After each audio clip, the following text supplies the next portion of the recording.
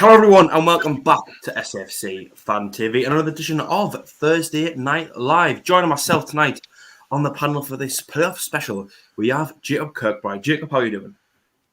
Not too bad, mate. Not too bad. Haven't been in from work too long. Just dashed over to cast my vote in the local elections, but back in time for the show. So roll on the big preview for a massive game tomorrow night. Just looking ahead, Jacob, did you go to the butcher's at some point today as well? I did, mate. Yeah, fresh trim. Looks like it. Is that one of them free ones you got? Nah, not quite. New one in the local area. Thought I'd give a new try. Actually did pretty well, so I tipped him. Oh, well, okay. Well, opinions are subjective. A man who's got a lovely head of hair, Jack Shields. Jack, how are you getting on? Indeed, I have. Yeah, I'm doing all right. I'm fairly chilled. I know everyone's going to be nervous today, aren't they? Because we've got a massive game tomorrow, but I'm relaxed. I'm looking forward to a good hour talking about my favourite thing, Sunderland FC. Is there a game tomorrow, like Jack? Who's playing? I'm not sure.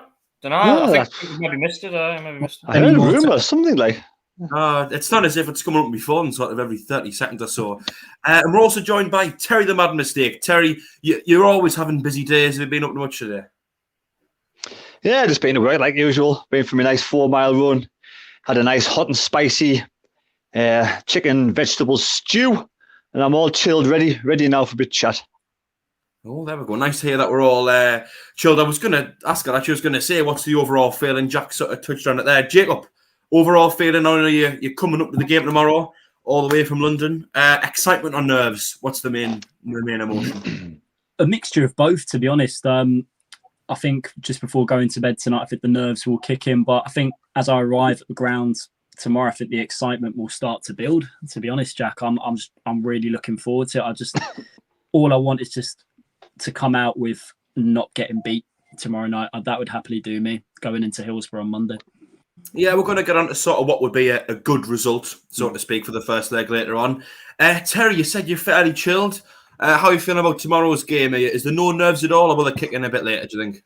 I don't do nerves when it comes to football. I just get a little bit excited, that's all. So I can feel the excitement bubbling underneath the surface. It's just starting to come through. Little cracks are appearing in the body, so we'll see how it goes overnight.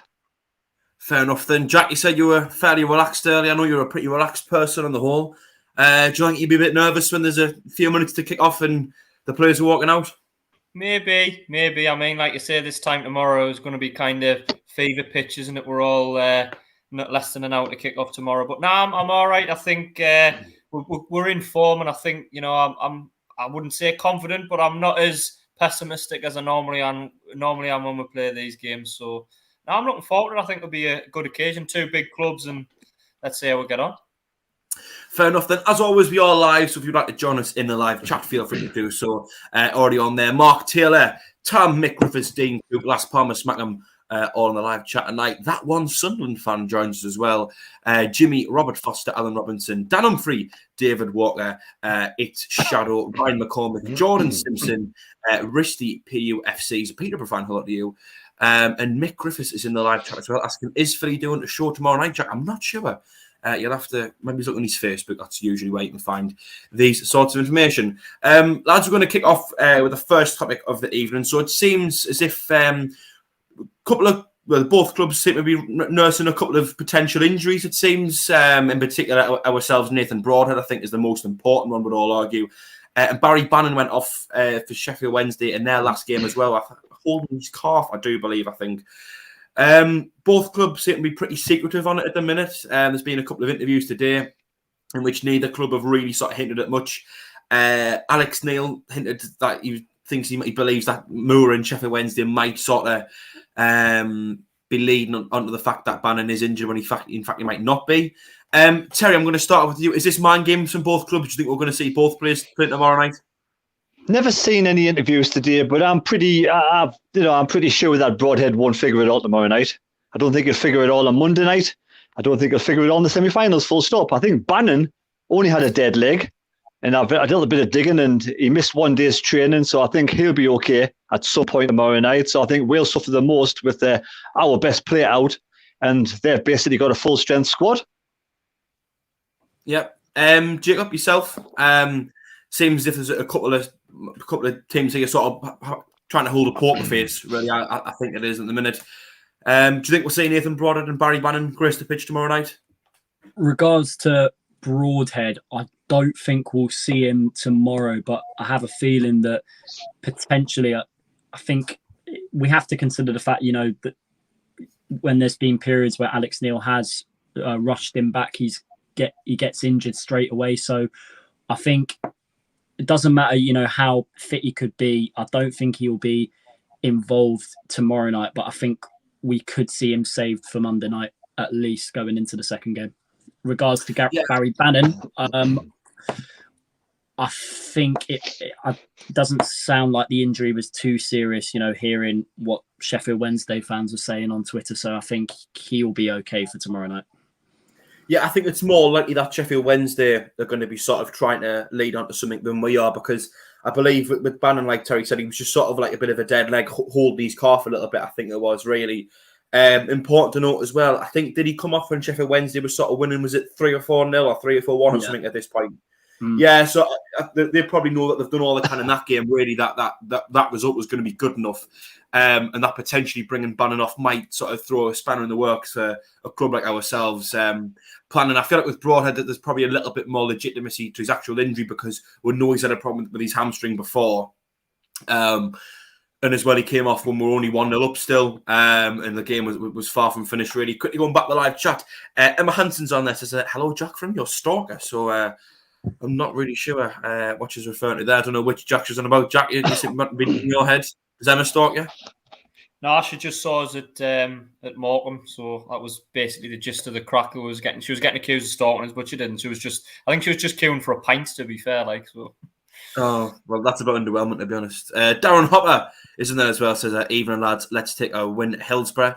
And there's more optimism on the live chat as well, as Ian Wilkinson says, a good result, 15-0 to the lads, which you would hope would be enough going into the second leg. Neil Harrison as well on there says, good evening all.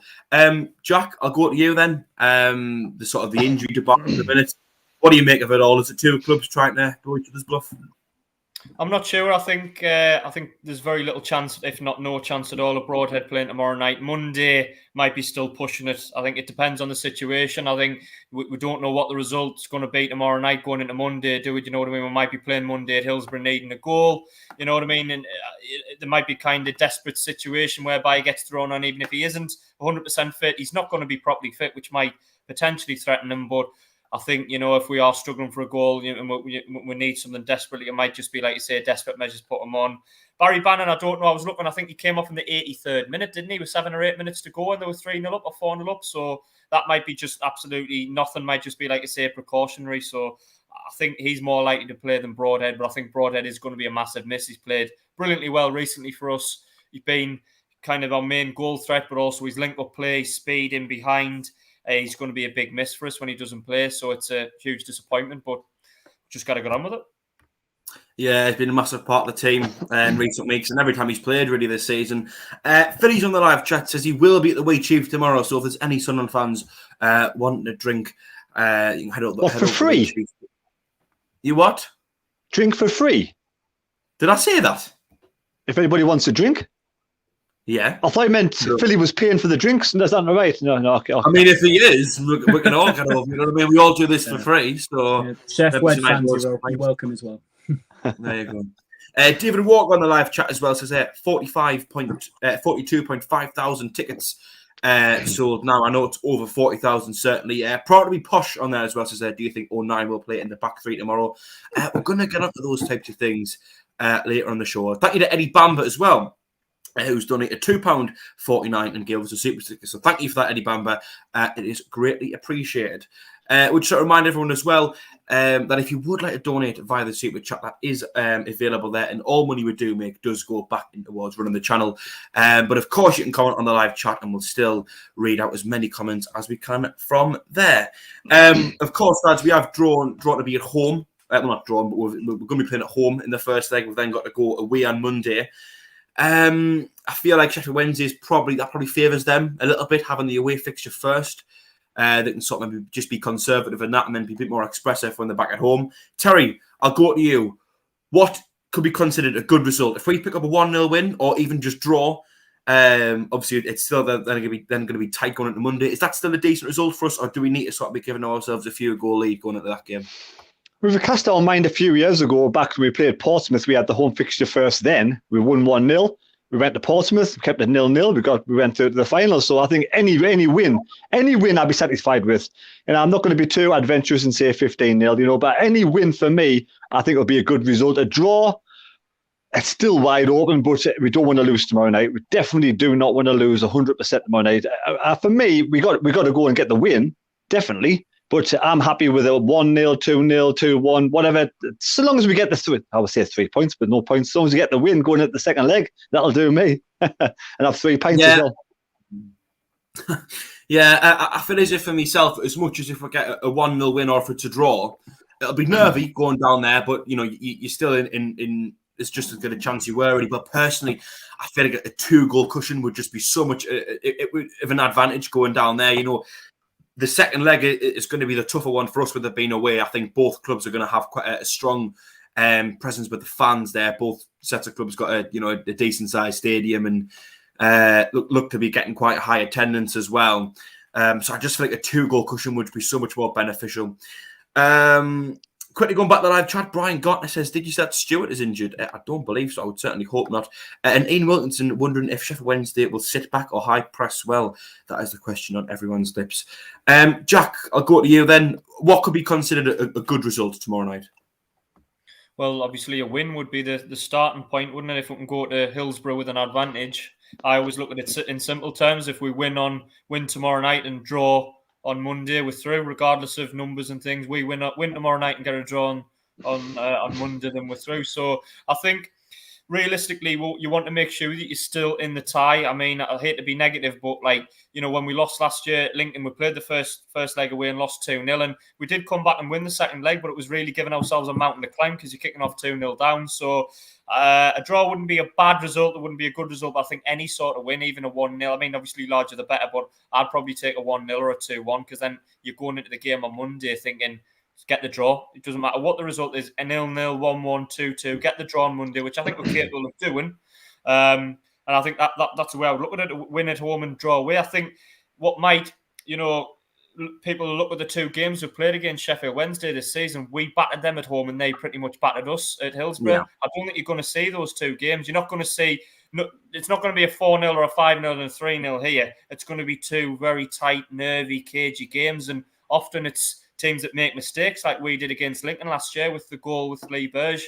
It's teams that, make the more mistakes that lose. So it's going to be tight and nervy, but I hope we can go to Hillsborough with an advantage because their home record's pretty good, the same as ours is recently. So yeah, that's why I feel like sort of the best chance we've got of scoring a few goals is going to be tomorrow night. And if we can sort of do that, put ourselves in front, you then go to Monday, and like you say, Jack, you've then just sort of got to keep it tight at the back, or just sort of keep it as tight as you can. If you come away with the draw, then theoretically you should be fine. Looking at what Lincoln did to us last year, they scored 2 goals in that first leg when we played really poorly. The second leg we actually played, all right for large periods of the game, but could only get 1 goal throughout the 90 minutes. I'm going to yourself then. What's a good result? Do you think? Go on, Terry. Were we not 2 up last? Did we not equalise and go 2 up at home last year? Am I thinking about a different game?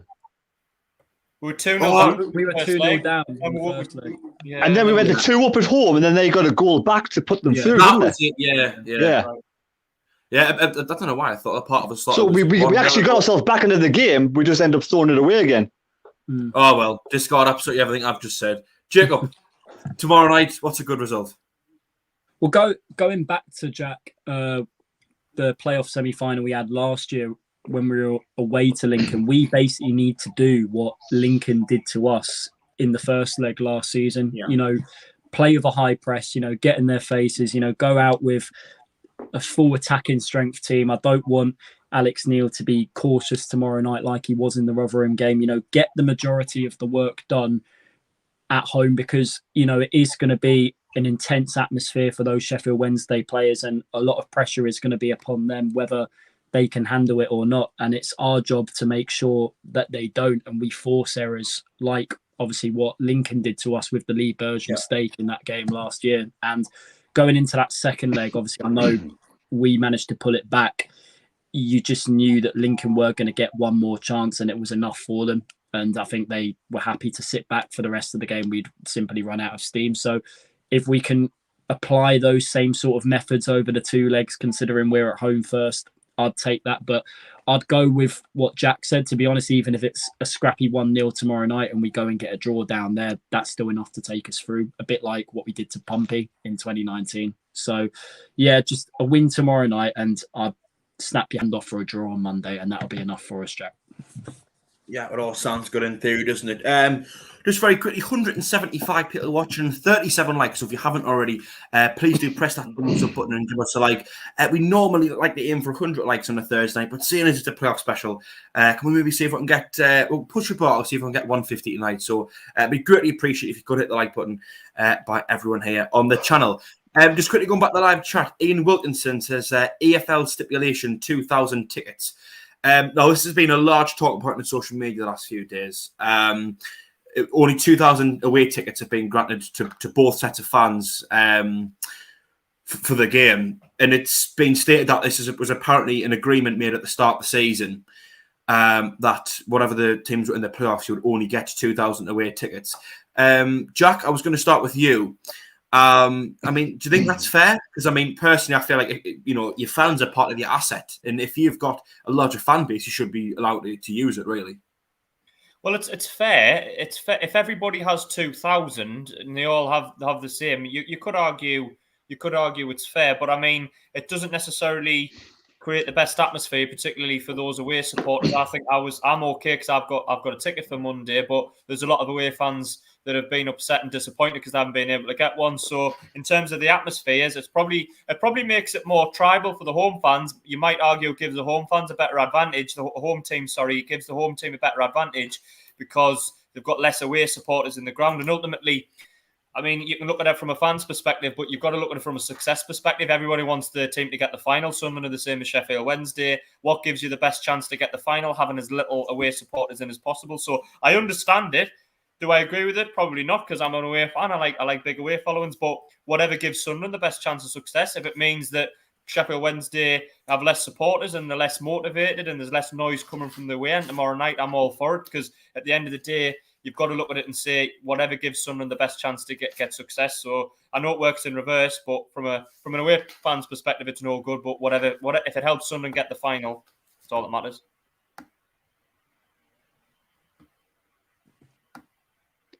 Hello.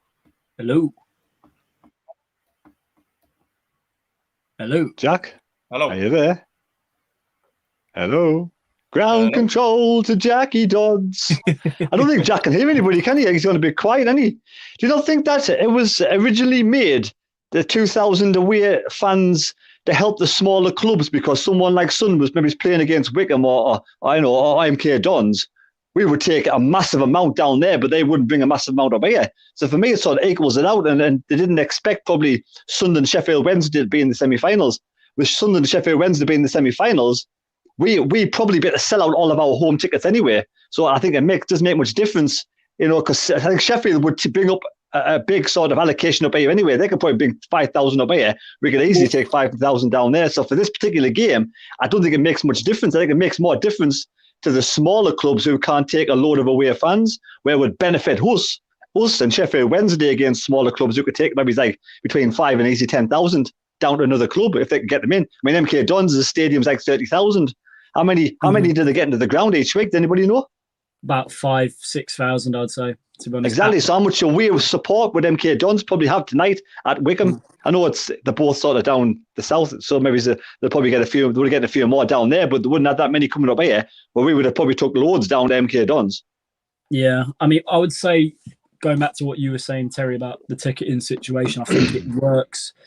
For us, it's not too bad. You have to consider when the second leg is on a Monday night. That is a difficult, night for fans, regardless, to go to an away game and, get back in order to get ready, obviously, for work the next day. I know our fans would do it regardless, but Chef Wed wise, I feel, it could be a little bit harsh on them. I think that they would definitely, knowing their fan base, they'd definitely bring more than 2,000 up. And I think the Stadium of Light, especially in the upper section, that can fit at least more than 2,000 fans if it's the whole of that upper north stand bit. But yeah, you know, we've just got to basically use that in our favour. You know, there'll be obviously the majority singing their hearts out tomorrow night, and we will obviously out-sing the Sheffield Wed fans, but we've got to just make sure that goes down to the players on the pitch for them to perform. Well, you think two teams like Sunderland and Sheffield Wednesday, if it came to a situation like it has, both teams could come to some sort of agreement if it was allowed by the FA to have more away fans, you know, because it's going to be equal for both. We'd both be able to sell out sell out 4,000 tickets, I would have thought, both clubs. So, you know, it just depends what actually clubs wanted to do as well. Yeah, well, it's surprising also the fact that this season, particularly I thought there would have been at least a week break in between the two legs. The fact that it's over 4 days, I'm not sure if they did the same last season as well, is a little bit strange. Maybe, I don't know. I think is there not normally one on a Saturday, and then normally one on a Saturday, then one on the Tuesday after or the Thursday before? Is that not usually the way it works? It's because, I thought. It's just because the League One, our playoff finals a week earlier than the other playoff finals, isn't it? I'm nearly sure the others is still on the Saturday and the Sunday. Ours is like a week earlier than the other two, isn't it? I don't know if it's something to do with the London and the Queen and everything. Now she's having a Jubilee, isn't she? The 70th anniversary. Whether she can join us in Japan. To do with that. Go on, Joe. But I don't know. It's still quite, because I remember when we got to the final in 2019 when I think we played Portsmouth on the Monday or the Tuesday, and I think the final was on the Sunday, so only a few days after, and it wasn't a long time, obviously, for tickets to be distributed and for fans to get them. But yeah, it's just the way how it pans out, and yeah, I think it will be the same for the next few years, to be honest. I mean, it's equal for both clubs. I mean, both clubs are almost going to sell out. I think Hillsborough's already sold out, haven't they? Down at their home allocation, I think. What is the capacity at Hillsborough? What is the capacity? 35,000 Hillsborough. 40. Is it 40? I think 40. I don't know. The ground holds 40, but I don't know if there's restrictions that can get 40. It might be 39 something, like 39,500 or something. There's a Sheffield Wednesday fan in the chat. He'll probably tell us. Nat. Yeah. Right. Yeah. All I was going to add really was I do feel as if the EFL sort of saying it's got to be 2,000 is a bit unfair. I think a better way of doing it would be on percentages, because think if Accrington and Stanley had made it into the playoffs, 2,000 tickets is about sort of 45% of their ground, I believe, whereas 2,000 tickets at ours is what, 3%, 3.5%? I know it's certainly less than 4%. I don't see that as particularly fair, really. But I don't think either club would really want to be given as many as they can. I mean, MK Dons have actually split Wickham's 2,000 away allocation into two separate parts of the ground to try and sort of lower their atmosphere as much as possible. You know, and I think probably theoretically, I think Sunderland and Sheffield Wednesday in this situation could probably sell out at least 4,000, like you said, Terry, maybe even 5,000, I think, potentially. Nats in just under 40,000 for their attendance there. But, of course, that is then a disadvantage to the home side. You know, it's just sort of like selfish tactics, isn't it, really? Which, I mean, you've got to be selfish, haven't you, really? It's a playoff semi-final. You want to be getting through, don't you? I was reading somewhere that like 35,000 is a sellout at Sheffield Wednesday. I thought, well, surely it's bigger than that. So if it is 37 to 40,000, why are they not selling the other tickets? Is there some reason why? Or unless it's safety restricted, that's the only thing I can think of. Unless they've cut it down for safety reasons or something. I don't know if Hillsborough's got one of the stands having work on or something. I don't know. We've got a few people on the chat saying it seems to be somewhere between sort of 36 and just under 40,000. So regardless, we can probably put it within that sort of within that run. The way I look at it, though, is I think you'll have some Sunderland away fans that haven't applied for ticket and not been able to get one because we've only got 2,000 rather than 5,000. But then you'll have a lot of home supporters that if we'd given Sheffield Wednesday a massive allocation, 5,000 and 6,000, and say we were to go on to lose the game, people would say, "Oh, why have you given them so many fans? They've made it the right racket and they've played." So you can't really have it both ways. Do you know what I mean? Unfortunately, it means we've had to cut back on the away supporters. But yeah, Sheffield Wednesday highlights there in the chat saying they took the seats out of the corner because they weren't safe. So I presume they've maybe lost just a couple of thousand seats in their allocation pretty recently. Yeah, I think that's fair enough. I just think if the EFL wanted to put in a rule in place it would make more sense. It'd be fairer to do it over a percentage than it would be a specific number. Because, like I say, some grounds in this stadium are only some grounds in this league are only sort of 4,000 or 5,000 capacity, whereas you get something like ours, which is just under 50. Go on, Terry.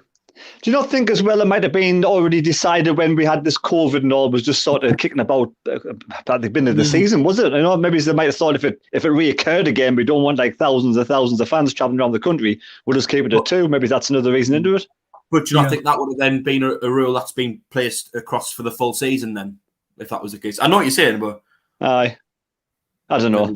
I think regardless, there's no advantage to any team anyway. They've both got the same sort of amount of fans at the ground, so I think it's just best team wins on the night either way. Yeah, I think there's probably not really much like complaining can be done.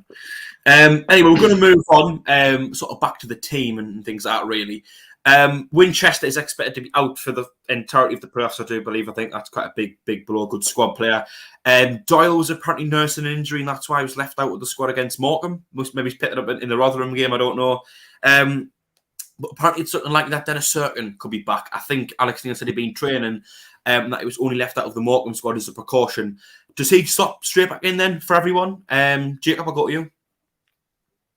It depends on how fit he is, Jack, to be honest. I mean, I've touched this on the Thursday Night Live a few times. Alex Neil, he's got a knack of, throwing players straight back from injury too early. But, I think when it's this crunch time of the season, desperate times call for desperate measures. And I think he is a good player to have, going into the playoff semi-finals, Dennis Serkin. But if we're without him, I do have faith that Alex Neil can, reshuffle the team to accommodate without him.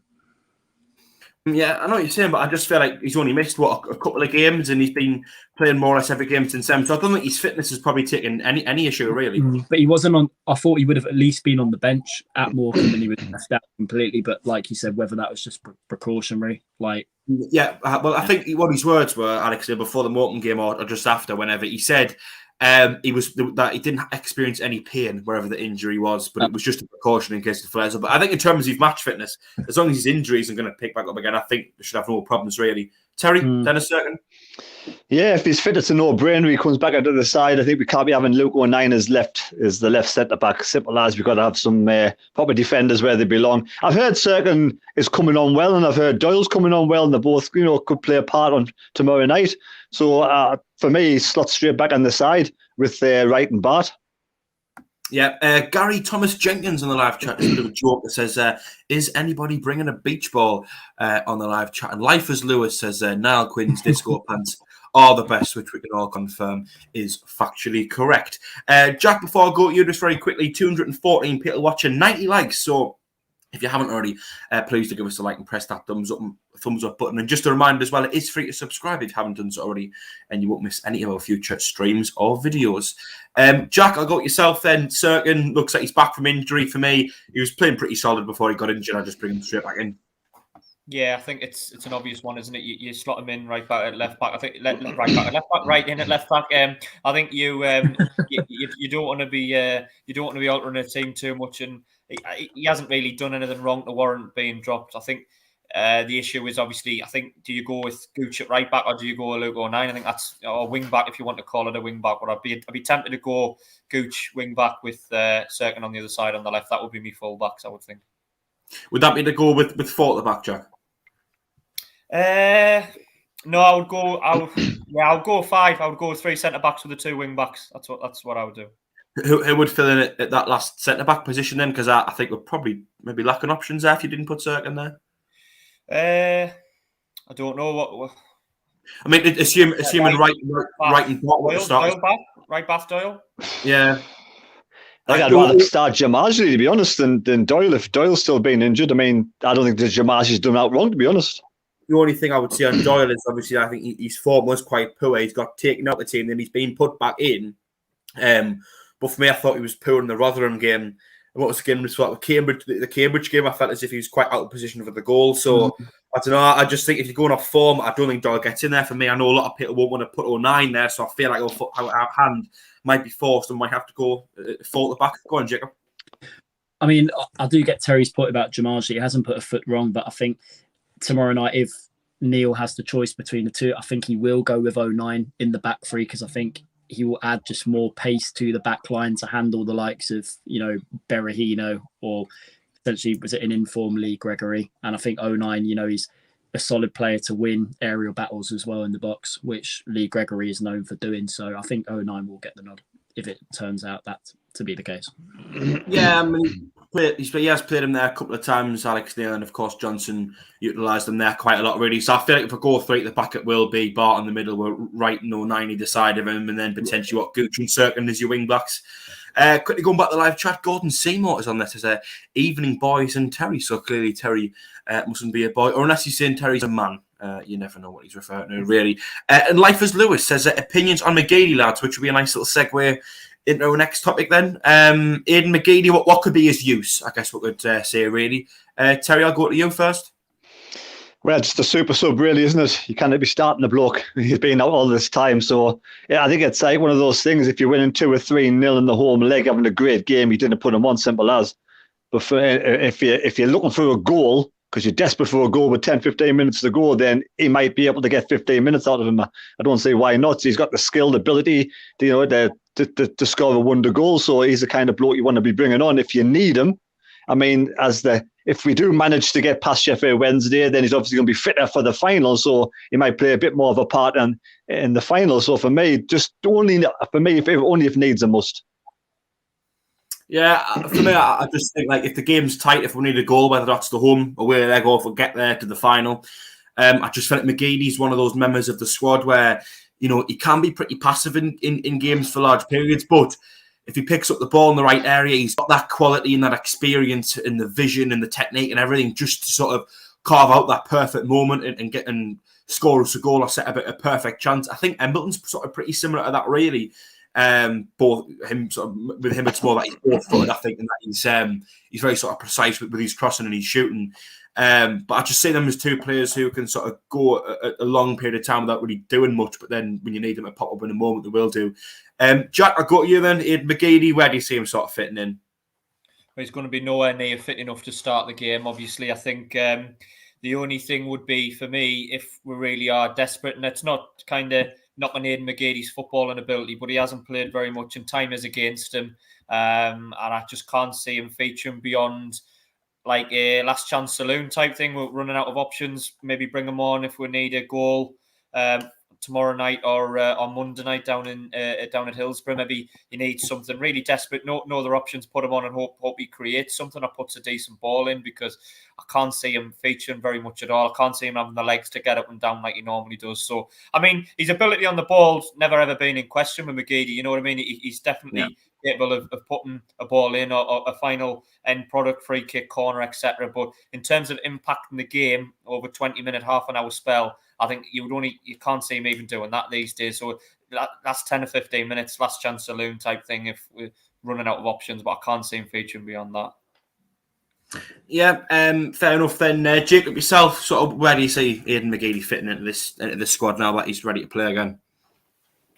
Left of the front three as obviously an impact player, like what Jack said. I think to have him in and around the dressing room can create, a lot of motivation. I know some would argue against that about potentially what happened 2 years ago when Parkinson was manager, but we'll never know.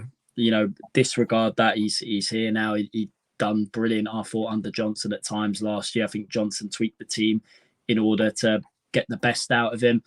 Will Alex Neil do? Because he's not featured under Alex Neil at all. And I think you just wonder what Alex Neil would have done to that side if McGeady was fully fit and playing. That's the main debate, because I think with Ross Stewart the last few weeks has definitely, missed someone with decent crossing ability that he can feed off. And there's no doubt, if he cuts in and puts a fantastic cross in like he's done on numerous occasions, Ross Stewart can get his head on it. And if you just give him the right amount of room on the edge of the penalty box, who knows what can happen. One could just fly into the top corner as well. So impact player off the bench, I would say 65 to 70 minutes, that'll be enough time for him to make an impact. Yeah, fair enough. Gordon Seymour on the live chat confirming says Terry is the man. Lol, Terry is the man. He's also the bad mistake. Ian Wilkinson on there as well says opposition would worry if he comes on for the last 20 minutes. I think that's probably what everyone's sort of saying, isn't it, really? Yeah, when he's ready, I got a question for you all, because there's only one position that I'm a bit worried about on the team. Fair enough then. Before you do, I just want to quickly say I just had a look onto transfer mark there and found out that Aidan McGeady's last game for Sunderland this season was in November when we drew 1-1 away to Shrewsbury and he came off injured. I think it was about the 16th minute. So there you go, a bit of information for everyone. Terry, what was it? Well, I'll might as well just show you the whiteboard now, and then you can dive. Make him the main screen. Make him the main screen. Of course. 2 moments. Oh, there we go. There we go. There we go. So that's my team for tomorrow night. You know, the only issue I've got is Clark at left wing back. Now, a lot of people say he doesn't track back, put the work in. Who can we put in place of Clark if we had to put another wing back in? Because I think Roberts we need up front, because with Broadhead being out, we could do a Pritchard and Roberts up there. So who else could play at left wing back? Could we have Dan Neil playing over there, or is that not going to happen? So for me, Clark, if he does play that position, really got to work his socks off, because at the moment I don't think he works hard enough in that position. But he's a more talented player that actually, you know, could play that position. So who else could fit in there? Go on, Jacob. You want in? Well, looking at the team, I think one thing I would say, I think leaving Embleton out tomorrow, I think considering how well he has been recently, I would say is a risk. To be honest, I think this is just my personal pick. I think he's one of the first names on the team sheet right now with the form he's in. But that's just me. But so where would you play him then, Jacob, in that side? And where would you move someone? I think the thing is with Embleton, you know, he is good at keeping. I know he's mainly effective, you know, playing as a number 10 in behind the forward line. But I do think he can keep the flow of the game going in the middle of the park. And he does lack a little bit of pace at times, but he's a tough competitor, and you know he's a good passer of the ball as well. So just main central midfield. So you would drop. So you wouldn't start Mattetti and you wouldn't start Luke 09. You'd have Evans with Embleton. I'd start 09 and I'd drop. Oh, it's so tough, isn't it? It's really tough. It's one of them where like one change sort of like has to then result in 4 or 5 across the team, doesn't it? Yeah. But for me, because like Embleton, for me, I think he's had a good few games. Don't get me wrong, and he could easily fit into the side. But I think someone that's 20 minutes, that's the half an hour, is better at an impact play. For me, that's just my opinion. Yeah, I've got it. 09 in the back three. If Sirkins fit left wing back, and then Embleton alongside Evans, and then Pritchard in behind. So I think for myself, I would put Sirkin straight back into left centre back, because I had my doubts, to be honest, when he first started getting played there, but he hasn't really put a foot wrong. I think he's always been solid defensively, and he does what he can going forward. So I think Sirkin come straight back in there for me. What I would do personally, Terry, just to change that team up a little bit, put 09 at wing back, because I just don't rate Clark. I know, you know, he scored 09 at right wing back, Gooch at left wing back. That's what I was going to say. Yeah, I know Clark scored the goal against Fleetwood and put the cross in for the goal against Rotherham, but I just think on the whole, he's far too wasteful with the ball when he's got it. When he hasn't got it, Terry, like you say, he doesn't track back enough. I just think if you're playing him just off the shoulder of the striker, you know, where he's so high up the pitch, you can get away with it. But when he's playing as a wing back for me, he doesn't cut the mustard. So I'll put 09 on the right, and Gooch on the left, and then probably Mattetti in the middle. This is where the manager's got his own his corn, because if I was the manager and he didn't track back, he wouldn't be on the pitch, simple as. You know, so the only way he would start it if he'd actually got his finger out and did the tracking as well. Otherwise, he wouldn't be in the team. He's got to work 100%, simple as. Yeah, a lot of people saying Embleton on the live chat. Seems to be some opinions disagreeing on there. Just want to quickly say thank you to Dawn Staveley, who's donated £5 via the Super Sticker. Much appreciated as always, Dawn. Thank you very much for that. Just a reminder as well, it is free to contribute via the live chat if you would like to do so. But if you're feeling generous, the Super Chat is there. And like I said earlier, all proceeds that are made from there go straight back into running the channel. Go on, Terry. Yeah, I'm always interested in Jack Shields' opinion on teams. So what's your opinion, Jack? Go on. You the teams man, Terry. You know better than I do in terms of position. Are you happy with Clark starting as a wing back, or would you want somebody else? No, I wouldn't play Clark wing back. I don't think he's played well enough in the last few weeks. I know. I think if 09's going back in the defence, I'd rather he's centre back as one of the three and you play Shirkin left back rather than the other way around. I know you might say, well, Shirkin's better as the left of the three, but I think Shirkin's more likely to adapt into left wing back. I don't think O'Nien, in my opinion, is better on the wing. I think he's better in a wide. I don't think he's good in a wide position. O'Nien. I think O'Nien's better in the middle, where he can get in about in the mixer type thing. You know what I mean? And he uses energy and uses kind of hustle and bustle to win the ball back. And he might be able to do that at the back. Obviously, you have to be a little bit more disciplined. But I think if you go on O'Nien in the defence, I would rather probably play him as one of the three in the middle, and then play Shirkin as the left wing back. That's just my opinion. Fair enough then. Are we all sort of sat on that, or has anyone got anything else they'd like to add? Do you all think that Alex Neil's going to do the sort of three centre backs, or is he going to surprise us all and go back to a flat back four and maybe do three? Maybe he's do like the one up front with Stewart. I think it all depends on. I think it all depends on a couple of players' fitness. I think if Serkin's ready to come straight back in, I think that could change a lot of things equally as well. I don't know. I just feel like we're sort of lacking one centre back to go with three, aren't we? We've got the two natural centre halves in Barton Wright. You then got Winchester, who's been playing there quite a lot. He's out. You know, I think Evans. Could he go with the 4-2-3-1, the old system, that way or not? I wouldn't be surprised. Defensive. I wouldn't be surprised if he went back to that, because I just think we've sort of looking at the injuries we've got now, that might suit us a little bit more. Go on. I think the injury to Broadhead, I think, has sort of scuppered the plans what originally Alex Neil would have gone with. Personally, I think it will be a 3-4-3 tomorrow night. And I think because of Broadhead's injury, I think he'll want to have width and pace as the front three. I think Roberts and Clark will be either side of Stewart. And I think O'Nien will be in the back three. And the wing backs will be Serkin left and Gooch right. And Evans. So will you not start Pritchard tomorrow, do you think?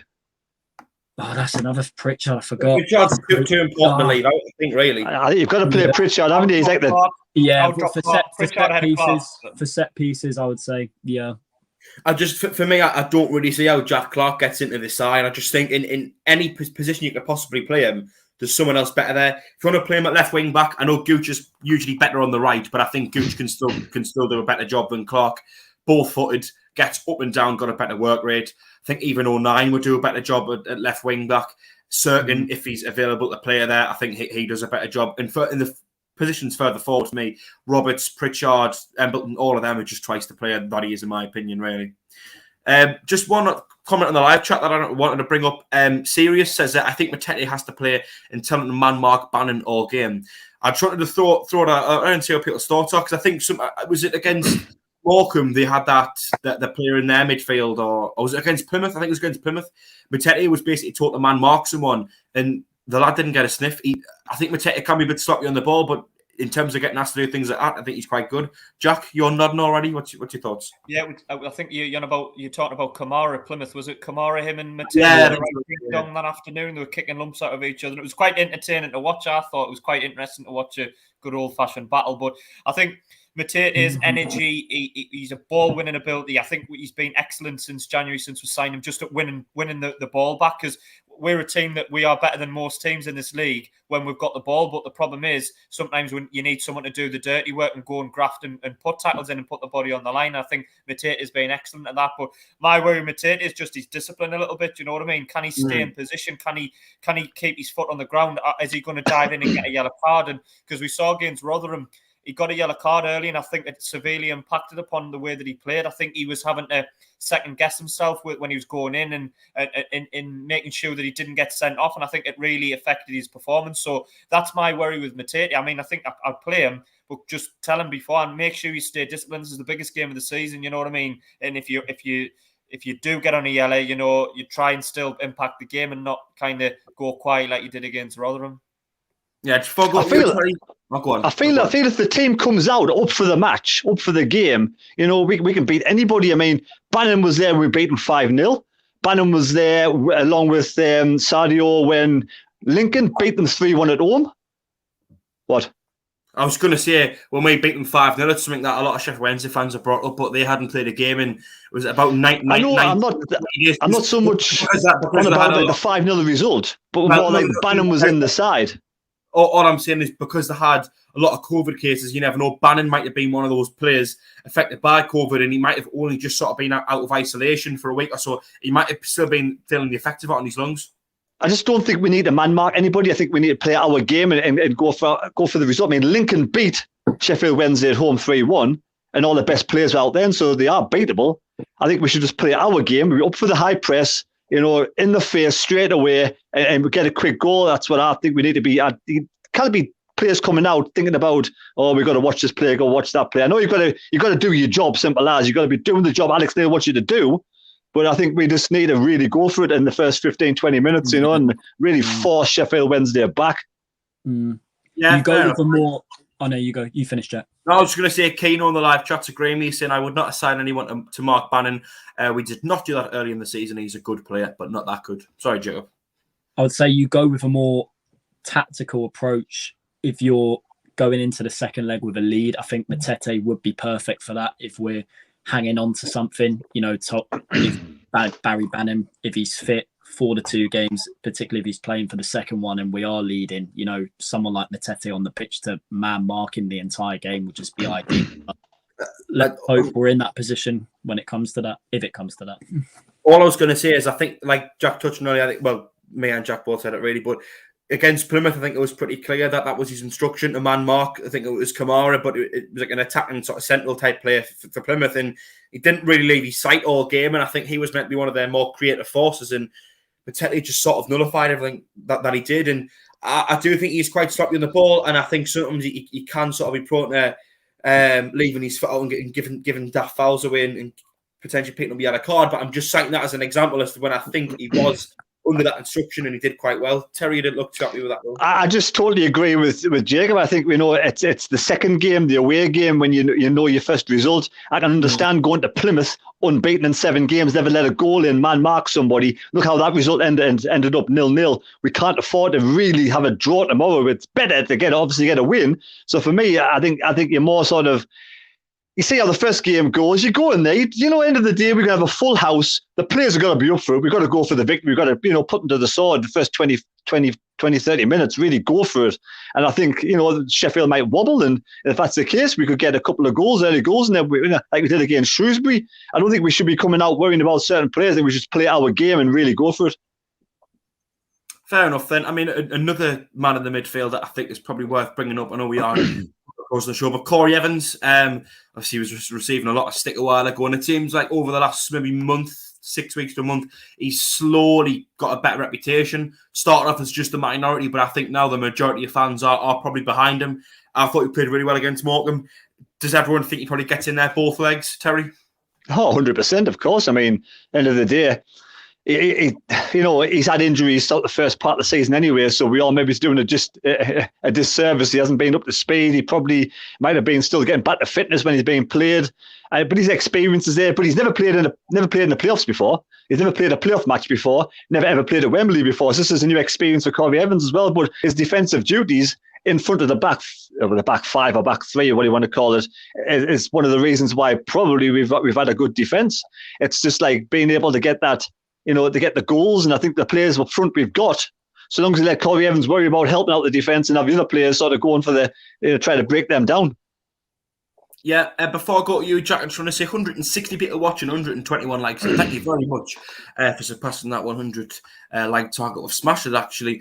But just a reminder, if you haven't already and you are enjoying the show, please do give us a like. See if we can get to 150 before the end of tonight's show. And just a reminder as well, it'd be greatly appreciated if you were to subscribe and you won't miss any of the content we put out in the future. Jack, I'll go to you then. Corey Evans, do you think he's one of the first names in the team sheet for these next 2 games? I think if we're talking from Alex Neil's perspective, he's probably the first one. Him and Patterson. Your goalkeeper's going to be Patterson. Your centre holding midfielder captain figure is going to be Corey Evans. I think it goes without saying. I think that's a few weeks ago I said it though. He was starting to turn for me, in my opinion, because what I thought he was doing better was just he was protecting the back four a little bit better in terms of the ground that he was covering, but I thought he was keeping the ball a little bit better than some of our other midfielders were doing, and I think that was vital to taking the pressure off.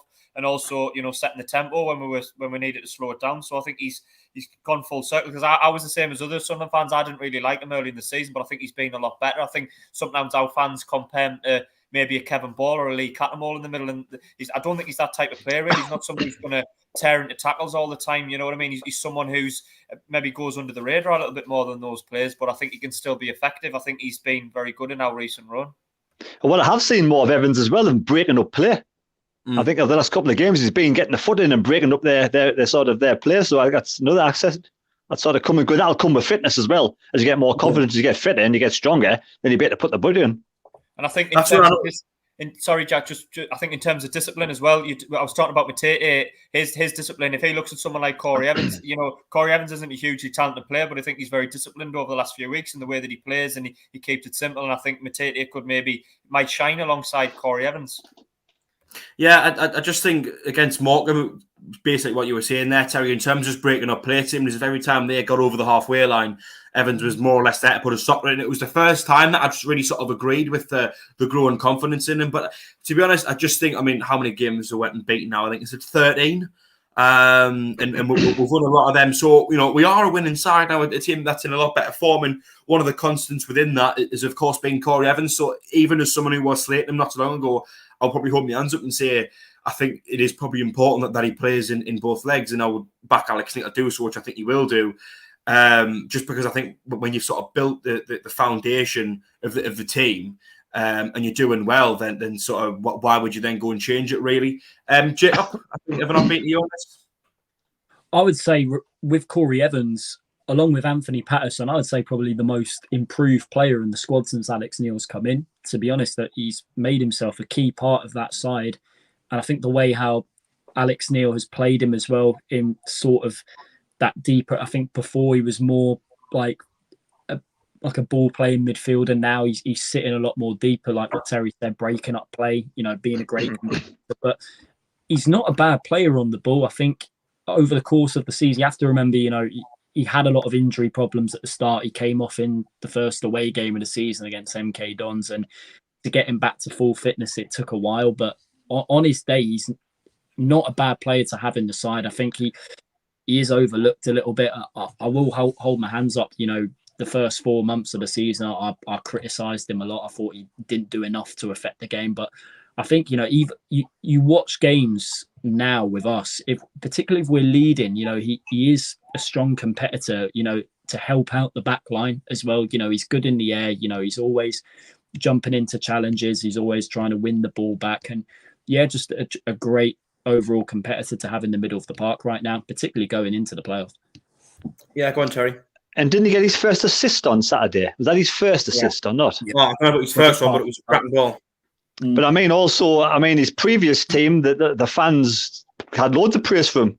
So obviously he's got the ability to play in the Championship. I know he's another season on and he's had a few injuries, but he could possibly be, a little bit higher than this level at some point if he keeps improving. It's what Blackburn fans said about him was, he was a great competitor in the middle, but I think his injury record let him down. He could just never stay, fully fit throughout the course of a season. Yeah, which I think is probably going to be a big factor for when we're sort of looking at players like Broadhead to sign up next season. As much as it's great being a good player, if you can't sort of play at least maybe 60-70% of the season, I would question, is it even sort of worth signing someone up, because you just don't know what the contribution could even be. Go on, Terry. This is where on Saturday we need better quality crosses in the box for Stewart. If Stewart's going to be our only sort of figurehead up there, we need to get on the wings and get balls in the box, because the balls that are coming in the box of late haven't been good enough for me, because they're coming in too deep and he's just having to jump up and just knock it down, but there's no Broadhead there now. So I think it's definitely going to be better quality balls coming across into the box. Yeah, hopefully. I think we're going to have to rely on Stewart a little bit more. It seems like when Stewart plays, when Broadhead plays, Stewart seems to score less goals. There's been 2 times when Stewart's form's dipped just a little bit, in both of them have been when Broadhead's playing predominantly. So I don't know, maybe it's just the focus is a little bit more on him, and Stewart plays pretty selflessly. Going back to live chat, Keno's on there again. Was surprised how poor Evans was early in the season, but credit to him for turning it around. He is now vital to the way we are playing. Sirius is on there, says need at least a 2-goal lead leading into Hillsborough. And the Bristolian Mackham as well says that Alex Neil's created a proper spine in the team with Evans. Lads, one thing I was going to bring up, we've surpassed 40,000 ticket sales now. There's going to be some displays at the stadium. I think on the east stand, is it going to be meant to be a black cat's eyes? I think it is. I couldn't really make out what it was. Missed out the nose. Go on, Joe. They missed out the nose. Oh, that's disappointing. And I think there's going to be some additions to the Roker end display flags. I just sort of wanted to put out there and just say if anyone had anything they wanted to say, really. Jack, I'll start with you. Yeah, I mean, it's not usually my cup of tea, but I think in a one-off scenario like a playoff, anything that can increase the atmosphere, up the tension, I don't know if it'll intimidate Sheffield Wednesday, but anything that makes them swallow it a little bit and, struggle mentally, anything to help. I mean, I'm usually just make my way towards the ground. I think they're saying get there for 7:30, so I'll try my best to be in there. But it'll probably be good to get a photo of, you know what I mean? One of those that you look back on in years to come with a good image, you know what I mean? And people have as a backgrounds on Twitter and Facebook and stuff like that. Yeah, as well, I just think it's one of them where it's such an important game where anything we can do that could swing it in our favour, I would do something. We do it for derby games, don't we? Sort of put the stadium into red and white stripes, and I just think it's such small, insignificant things on the surface of it, really. But it builds the fans up a little bit, and it just sort of maybe intimidates the away players a touch, and maybe hopefully lifts the spirits of the home players. Just sort of a bit more of a community sense behind it, really. Go on, Jacob. I mean, who knows? They could potentially be doing this tomorrow night. I don't know, could Kirill Louis-Dreyfus be wanting to attract potential new investors into the club if he manages to pay out the guys that are on board? Who knows? Only time will tell. Yeah. The thing is that they're supposed to be going to do something on the east stand as well. So when the players come out, they see it on the east stand. I don't know what it is. Maybe I don't know if it's going to be a big sort of flag or something. I don't know what it is, but I don't know very much about it. But I've heard that's what they're going to do, try and raise the players if the players need raising for this game. If 45,000 fans can't raise the players for the game, nothing can. Yeah, I think it's just sort of trying to do like everything we can. Really, isn't it? Really, there's one question on the live chat which I was going to quickly throw out as well. From Sirius says, "My mate asked me today if we get a free kick outside the box in the playoffs, and McGeady and Pritchard are both on the pitch. Who do you want taking it?" For myself, purely off the fact that he scored a few recently, he's fully match fit. He's been taking free kicks all season. Pritchard, but I'll throw it around. Jacob, you were nodding your head. Yeah, but also I've got the Wickham MK Dons first leg on in the background. Pritchard, 100%. Yeah.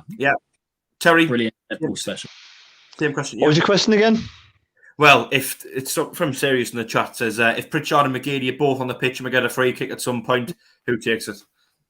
Depends whereabouts it is. I think Pritchard on the where we saw his first two free kick goals he scored for Sunderland. I think that situation for me, it's Pritchard all day long. I think he's taking a good free kick from there. But are we going to do score predictions, Charlie? Well, we'll get to them. Jack, same question to yourself. Yeah, Pritchard without a shadow of a doubt. I think, not just Pritchard. Oh, well, not a worry. Of course, Jacob just mentioned there, Wickham versus MK Dons, the first leg's on now. Has anyone got any preferences as to who would rather play? I just think it's a pretty relevant question to throw out there. Terry, I'll go to you. I think I'd rather play Wickham, to be honest. I think MK Dons look quite dangerous, especially last weekend when they scored 5 goals against Plymouth. So if they score 5 goals up against Plymouth, they're definitely a dangerous side. So I would like to see Wickham win, to be honest. Yeah, I think I'd be the same. Basically what you said, but as well, I think we've had a slightly better record against them this season. Beat them 3-1 very comfortably start the season. Basically took our foot off the gas in the second half, didn't we? And then we drew 3-3 away, but I just thought we were a better team. Jack, I'll go to you. Same question. Any preference? Yeah, Wickham. I think MK Dons are a better team than Wickham. I think Wickham only know one way to play. Big Wembley pitch. I think would have more opportunities against Wickham. Very well said. Jacob, yourself, any preference? Yeah, full house. Wickham Wanderers, mate. Even though it will be a horrible game to watch based on their style of football, I just feel out of the two fan bases, I think they'll bring a lot more fans to Wembley than MK Dons. Even though it won't be as near as what we'll bring, I think that it will make the atmosphere just a little bit better if it's MK Dons. But Jacob, what game would be a horrible game to watch? Us versus Wickham. It always we're beating them 4-0. It'd be a lovely game to watch. How, Jacob? Come on. I know. I feel like in the final it will be ultra defensive, mate, on their behalf. Ultra. Yeah, someone mentioned there as well the fact that Wembley's such a big pitch. Was it you, Jack? I think. I'm just saying though. I think there's optimistic Terry again. Not only has Terry got us winning the semi-final, he's got us going through the final against Wickham and 4-0 up already. I'm liking it tonight. He probably thinks we're going to get promoted first time vascular the championship as well when we get there. Before we William Storey is the new owner? Oh, God. Billy B. Come on, Billy B. There we go. That's much better. Before we get to score predictions, very quickly, 156 people watching, 140 likes. If you haven't already, one more push. Please do give us a thumbs up if you are enjoying the stream. And just a reminder as well, it is free to subscribe if you haven't done so already. It will be greatly appreciated. But we're going to get into score predictions. Terry, I'll go to you. Score prediction for tomorrow night. Yeah, I think it's going to be a tight game. I think we'll get an early goal. I think we'll score a second goal later on to win 2-0. Go on then. Jack? I think a tight, nervy, edgy game. I'm going to go 1-0 Sunderland. I think it'll be similar to, I think Terry touched on the Portsmouth game 3 years ago. Not much in it, but I think we'll nick it and just do enough to get an advantage going into Hillsborough on Monday. I'm going to go with 2-1. I'm going to go with 2-1 myself. Jacob? 1-1, I'd say. Like what Terry said, we'll take the lead early. I think Chef Wed will just sneak one before half-time, and I think the second half it will be the case of both teams not wanting to lose the game and rather save the energy going into the second leg on Monday. All right, fair enough. Philly's on the live chat, and he mustn't be feeling very well because his normal prediction is Sunderland to win 3-1 every game, but he's put 1-0 to Sheffield Wednesday. So, Mr. Glass half, Mr. Glass half full, Mr. Optimism, Mr. Sunderland will always win 3-1. Is clearly having a bit of an off day. Sirius says 4-0 Sunderland, easy. Apparently, DJ says the Watson thinks we're going to win 3-0. Patrick Ward 2-0. KTM says 2-0 as well. There we go, plenty of predictions on the live chat. But that's where we're going to leave it there for tonight's show. Terry, have you got any words of wisdom for people before we sign off tonight? Sing your hearts out for the lads. Short and sweet. Jack Shields, you're going to deliver that classic line. We'll love hearing at 8 o'clock every Thursday evening. Well, I am going to say it, but I'm going to say first, if you've got people watching in this chat not sure about getting to the game, get yourself down there, get something red and white on, a scarf, a hat, anything. Sing your hearts out, chant, do anything you like, and hopefully we'll get the win. And I'll see you later, lads and lasses. There we go, as always. Jacob, yourself, have you got any words of wisdom for everyone, mate? Like what Jack said, get yourself there tomorrow night. Just reading before we came on it, over 42,500 tickets sold. Incredible. This is a League One club, by the way. Getting over 40,000 through the gate. I know people would argue against that. Oh, well, you've got to do that anyway to support your team. It just shows how massive we are. It's fantastic. And I'm going to end the show tonight by saying, as I always do, on a Thursday night, keep the faith. It's going to break all records, these two matches. We're going to break Aston Villa and Middlesbrough's championship playoff semi-final record. Don't sit 3,000 away. 2009, 69,000. We're going to smash it over the next two legs. Well done, both sets of teams, both sets of fans. I want to beat the Bradford record, I think it could easily be done. Didn't watch it on Sky. If people are watching thinking, I'll just get in the pub and I'll watch in the pub. Nah, get out the ground. Come on. All is one. Stick it on Sky Plus if you're that desperate. Watch the away game on Sky. Or I'll get down there if you like myself and Jack and you've managed to get a ticket. Wink, wink, nudge, nudge. But that's where we're going to leave it there. Thank you to everyone who's watched. Thank you to everyone who's liked and subscribed as well tonight. But for myself, Jack Dodds, from Terry, the Mad Mistake, from Jack Shields, from Jacob Kirkbride, thank you. Take care, and we'll see you later for a review on the Sunday bunch of a successful first leg. We'll be previewing the second leg as well. Terry, would you like to sing us out? Not really. It's now or never. Let's get a win tomorrow night. Come on, lads!